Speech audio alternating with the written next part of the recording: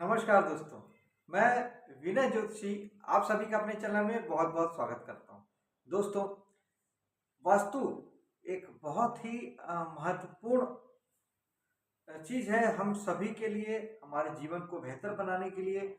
और 100% वास्तु की ऊर्जा काम करती है, हमें प्रभावित करती है, हमारे जीवन को प्रभावित करती है। जहाँ तक कुंडली की बात है, कुंडली के आधार पर भी वास्तु किया जा सकता है। इस पे भी हम आज बात करेंगे।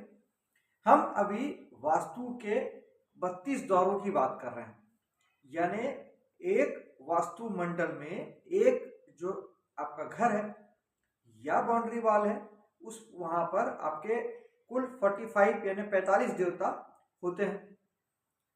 13 देवता अंदर में होते हैं और आपके 32 देवता आपके आउटर पैराफिक में होते हैं, बाहरी दीवार पर, चाहे आपका बाउंड्री वॉल है चाहे आपका घर है। 32 देवता यानी एक दिशा में 8, उत्तर दक्षिण पूर्व पश्चिम, 8 चौक 32। हम पूर्व दिशा के देवताओं की बात कर चुके हैं। पिछले वीडियो तक में हमने दक्षिण दिशा के देवता की भी हम बात कर ली। हम क्लॉकवाइज हम घूम रहे हैं। हमने पहले पूरब देखा, दक्षिण देखा, अब हम पश्चिम की ओर, आज हम पश्चिम की ओर चले जाएंगे। 32 देवताओं को जोन वाइज भी समझेंगे और एस्ट्रो वास्तु के आधार पर भी समझेंगे। निश्चित तौर पे एस्ट्रो वास्तु जो है वो चमत्कारिक रूप से काम करता है, बहुत ज्यादा अच्छा काम करता है। उस पर हम अंत में बात करेंगे, क्योंकि पहले आपको वास्तु समझना जरूरी, तब आप एस्ट्रो वास्तु समझ सकेंगे। हमारा जो आज के जो हमारे जो देवता हैं वह है, वेस्ट को हम डब्लू से परिभाषित करेंगे।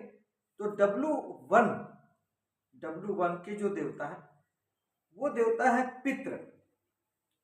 पितृ यानी हमारे पितर, पितर यानी हमारे जो भी हमारे जन्म लेने से पहले जिनका देहांत हो गया है या जन्म लेने के बाद भी जो हमारे कुटुंब परिवार के जो हैं, जो हमारे भाई है, चाचा हैं, पिताजी हैं, दादा हैं, इस तरीके से जितने भी परिवार के लोग हैं ये सब हमारे पितर कहलाते हैं।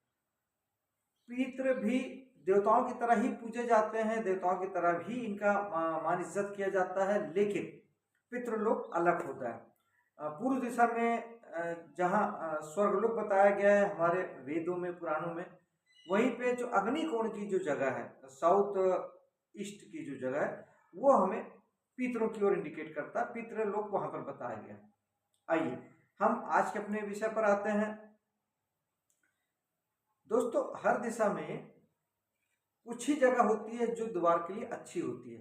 सभी देवता जो हैं, देवता हम यूं कहते हैं, जरूर हम 32 देवता कहते हैं, लेकिन एक्चुअली में उसमें 8 या 10 देवता ही टोटल होते हैं जो हमारे लिए अनुकूल हैं या हमें फायदा पहुंचाते हैं या हमारे लिए अच्छे होते हैं, जहां दरवाजा बनाने का प्रोविजन किया जा सकता है। शेष जो भी हैं वो किसी न किसी प्रकार से हमें दुख, तकलीफ, पीड़ा, प्रॉब्लम, परेशानी ही देते हैं। इसी को हमें समझना है।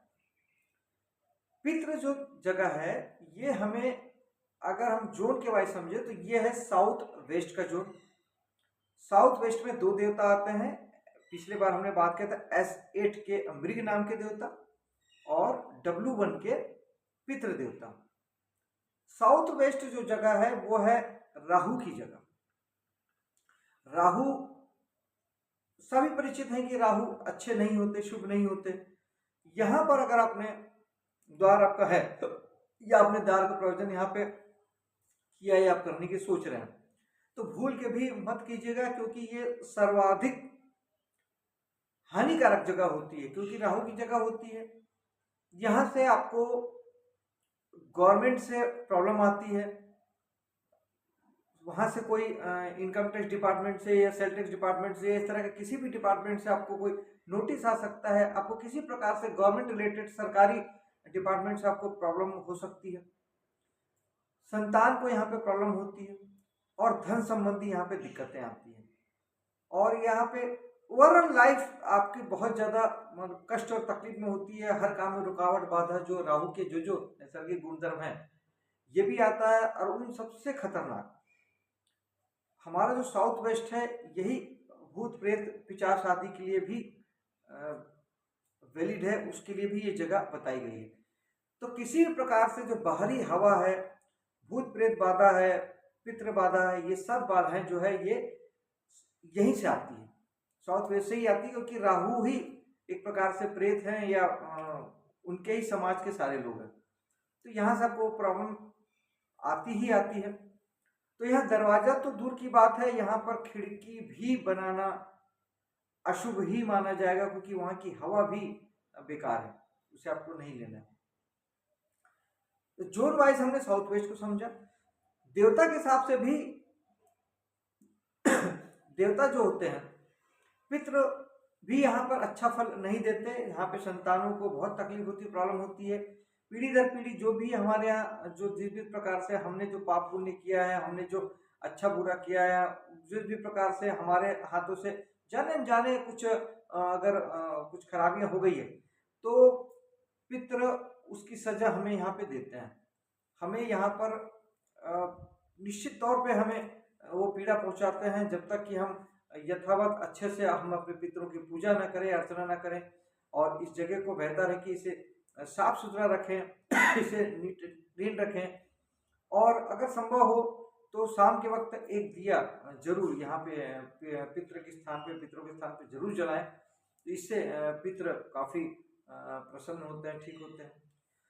एस्ट्रो वास्तु की जहां तक बात है कि कुछ लोग यहाँ पे कह सकते हैं कि ठीक है, हमें ये फल तो मिल रहे हैं, लेकिन इसके साथ ही जीवन में अन्य चीजें भी हैं, या पैसा है, सम्मान है, प्रसिद्धि है, या और किसी प्रकार का सक्सेस है, तो उसका रीजन, या कुछ लोग ये कह सकते हैं कि बहुत बद से बदतर स्थिति है, और बहुत सारी चीजें हैं, यहाँ पे खर्चा भी बहुत हो रहा है, यहाँ पे बहुत मानसिक पीड़ा हो रही है।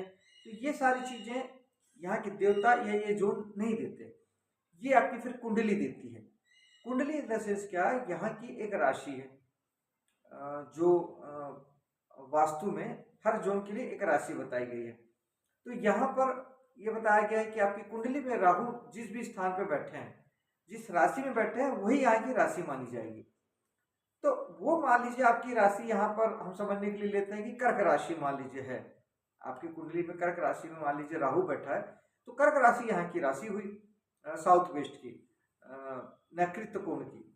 तो ये कर्क राशि आपकी कुंडली में जहां पर भी होगी, 12 भाव में जहां भी होगी, वहां के रिजल्ट भी आपको 101% आएंगे, 101%। इससे आपको बचा नहीं जा सकता, आएंगे। एक बार आपको जनरल वास्तु के रिजल्ट ना मिले, जो मैंने आपको पहले बताया, देवता का रिजल्ट या जून के रिजल्ट मैंने बताया, हो सकता है वो ना मिले, आपकी ऑटो बैलेंस हो, वहां का वास्तु आपका बैलेंस हो, या जिस भी रीजन से अच्छा हो, आपको बुरा फल ना भी मिल रहा हो, कुंडली के फल तो 101% मिलेंगे, इससे बचना नामुमकिन है। अब उदाहरण के लिए मान लीजिए कि आपके लग्न में अगर कर्क राशि पड़ती है, तो आपका व्यक्तित्व निखरेगा, प्रभावशाली व्यक्तित्व होगा, आपका बहुत अच्छी पहचान बनेगी, समाज में आप ऊंचे उठेंगे, बहुत सारी बातें होगी। अगर ये आपके धन भाव में राशि पड़ती है, तो निश्चित तौर पे पैसा आपको यहीं से आएगा। वास्तु के बाकी रिजल्ट आपको मिलते रहेंगे, वहां से आप नहीं छूटते, लेकिन आपको कुंडली के रिजल्ट भी आएंगे। यही सप्तम भाव से अगर है, तो आपका बिजनेस आपको यहीं से चलेगा। एकादश भाव हो तो इच्छा पूर्ति यहाँ से होगी।